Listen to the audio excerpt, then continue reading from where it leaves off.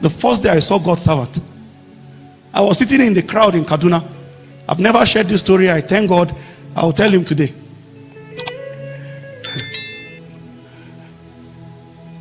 Jesus was helping us, you know, in our little way. And then he came for a meeting somewhere around a church close by. So I attended, and he was teaching. I was just looking at him in admiration. So he was teaching and he was moving, you know, from side to side. And to my amazement, he said, while he was teaching, that, do they know why he's just moving around this side of, you know, the congregation? That there is a grace. That is me and him know that he just helped me. That there is a grace that is sitting somewhere there. That please help me welcome my friend Apostle F in my heart. I said, friend, now see what happened. Immediately after that meeting, there were more than 40 people that gathered to collect my number, and I know it's not me. They just heard somebody endorse me, and suddenly people who didn't think, you know, that there is anything good about you, people who have ignored you all along, the moment somebody decided to share his, you know, cloud with you, suddenly they begin to accord you that same honor. And then I from that day, I just realized that there is nothing I did physically, nothing I have done to earn that, you know, break he gave me. Because I can tell you, my life changed from that day immediately. And then after some months, he came around. After a powerful meeting, he made some dangerous declarations over my life. And suddenly the doors to nations began to open. A person that his own state did not know, suddenly the utterance of a man now made that nations begin to now seek you.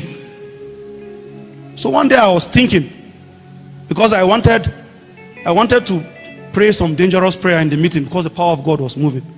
I was somewhere in Enugu when I raised a song and people began to fall under power. I wanted to start, you know, declaring things. And I remembered that someone drew me into his cloud. If I would operate there as a normal, what he has done for me is sufficient enough to bring me to that space.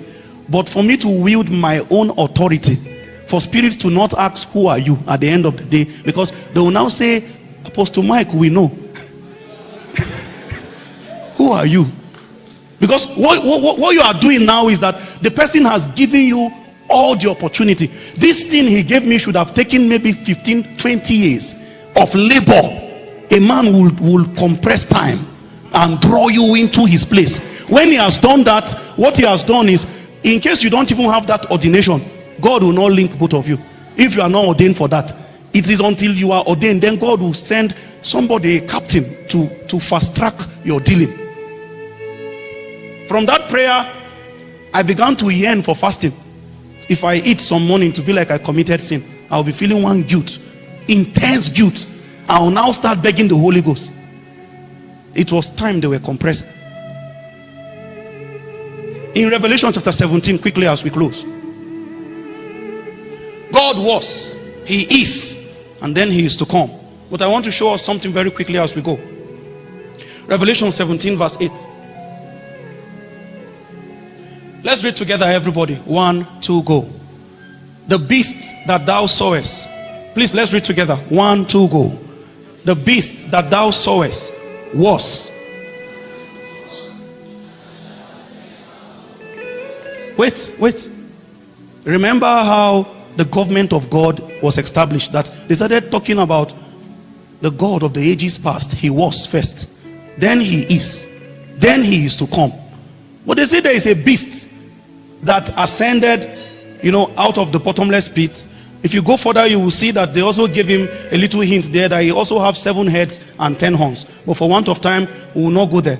that this beast that ascended, that the beast was too, but the beast is not. So there is, but that beast will also come. So if you put the government of God, you have the God who was, the God who is, and the God who is to come. And the dealing of God for your life will start from was. So before you even know yourself, you have to make reference to what was written in the books. Hebrews chapter 10 verse 7 says, lo, I come in the volume of books. There are things about you that was contained with God that you must stumble upon. That one was older than before your body was formed. And so you have to now stumble on that to understand the why of life. And if you have not found the why of life, you will live for every other thing else. The operation of this beast is to create a cloud to remove that portion of is, and is actually eternity now, eternity present. Oh, so at the end you can have these other two portions that before you were formed, I knew you, and then the same voice that say I knew you can tell you after you enter time, and this government that makes that the beast was, but the beast is not, and the beast will come.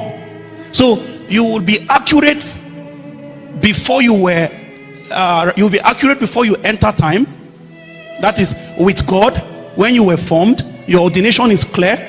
Once you enter time, the program of this beast is to make sure that that session of eternity present, you will be missing in that space. So you will live for everything except for the program of God.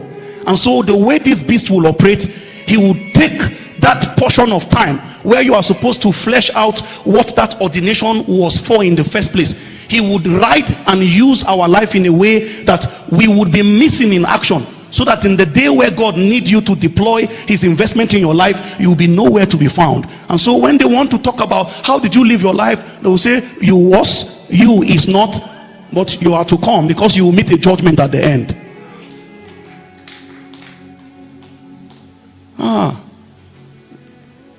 It's a matter of alignment. You will vow, I must manifest. Manifestation is warfare. It takes warfare to answer present to the roll call of God. God can be calling your name. Where are you?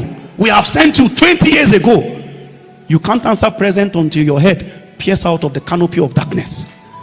When they now bring the sin that brought your great grandfather down, brought your grandfather down, brought your father down, they brought you to you. It is at that day, a man will attempt first to show both God, and when that thing is being presented to you, there will be silence. Both realms will be watching. The day you overcome, your name will become a constant conversation in heaven. Angels will be gisting. Have you seen my servant Job? A man was on earth, spirits were talking about him. Then when transition seasons come, angels will begin to talk about their candidates, because many spirits know who you are secretly. All the disguise and the hypocrisy is only for men. Every spirit know who you are. That is where they will begin to present their candidate. Mind you, we are in a transition season, and it is an election season in the world of spirits. Spirits are casting their vote for who would handle different scepters. There are offices that will be left vacant. There are people. The way to gum your campaign posters in the world of spirit is your lifestyle. You will use holiness. Every temptation you overcome is another campaign poster that an angel pasted there. They say vote Effah. They will begin to look for, mind you, it's not every purpose that God has on earth that will be given upon a man as a burden. There will be some purposes that men will compete for. Revelation chapter 5, the Bible says, also I heard the voice of the Lord, right, saying, I heard a great angel proclaim with a loud voice, who is worthy? The criteria in that day is who is worthy. You are the one that is thinking everything is the free gift. There are certain things you will stand out from men. They know they didn't give you any extra strength. How did you overcome the temptation that brought your fathers down? It is that day you confronted the gross darkness. That day Satan know your name. They came for you. It's only on that day that you and a spirit actually had one-on-one. The devil was not around Jesus for all these years until God endorsed him. This is my beloved son, in whom I'm well pleased. The next thing you are hearing, the devil is tempting him immediately. Once your head punches out of the canopy of darkness, that is the excuse of the time. That's the first time you will now have the attention of Satan. I'm speaking to those who think that something is wrong just because they are beginning to be buffeted on all sides. Brother, it could just mean you are getting unusual attention. Your consecration is becoming effective. There is a portion where you enter, the next thing is persecution on all sides. It will break out. And mind you, you will never meet Satan. You will only meet men. And as it is, when Satan wants to commit his anger towards you, he will subscript men, use them to do things that would, try to discourage you. When those things are playing out, like I said, it's not every affliction of the Christian that is because of compromise. There are times where people are going through what they are going through because they are actually accurate. It is accuracy that has, complicated things for them. And so tonight, in the light of the truth that we know, what Satan wants to achieve is to make sure that you are missing the version of you God had in mind did not manifest. So they captured his government with that description. He was, he is not, but he is to come. So you will first have accuracy from the studios of ordination, where they package and then furnish you with your particular work. Then when you enter time, you will not manifest. You will live your whole days in the adventures of the flesh. Then when you are through, you will go back to the court where they will compare you, because they will not judge you based on work. Nobody will be rewarded for doing work. You will be rewarded for doing the will of he that sent you. If you do any other thing that is not captured in that work, the fire will consume it. It's only the things that are ordained for you that will remain. So a lot of people, they will be missing. They didn't live. That portion of ease never happened in their life. This is why God has given us this charge. Every temptation you overcome gives you another edge in the spirit. Unfortunately, every temptation you fall for strengthens the flesh. The flesh will become stronger by every time you gratify that sin. Then a time will come, the flesh will no longer ask you as a temptation. It will lord over you. It will just bully you. It will just take a decision, and your spirit will have no stature to resist it again, because you have enabled it by obedience. Wherever you are, it's a good time to search our soul quickly.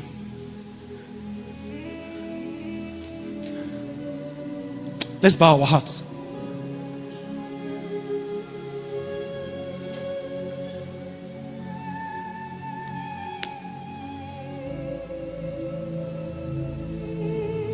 I will not give you a prayer point at this point. Just articulate the burden in your heart. Let it find expression. As the river flows, it begins to bring every dead thing to life. It's a life-giving river. Oh, let it flow right here, right now.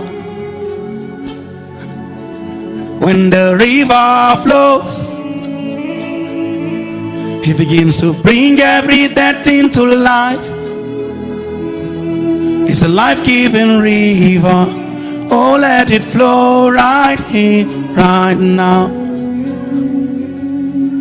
When the river flows, it begins to bring every dead thing to life. It's a life-giving river. Oh, let it flow right here, right now. Wherever you are, Lord, check my tendencies. There are many things Satan can capitalize on. He knows they are inside here, and he's hoping that when he has allowed you to grow, then he will crash everything once.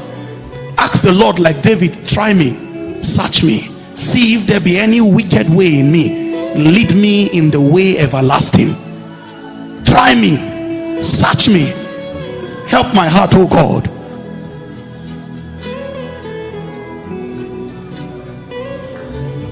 If you've journeyed away from the path of consecration and holiness, this is a good time to return. Quicken a love for you in my heart, oh God. Set my feet on the path of holiness.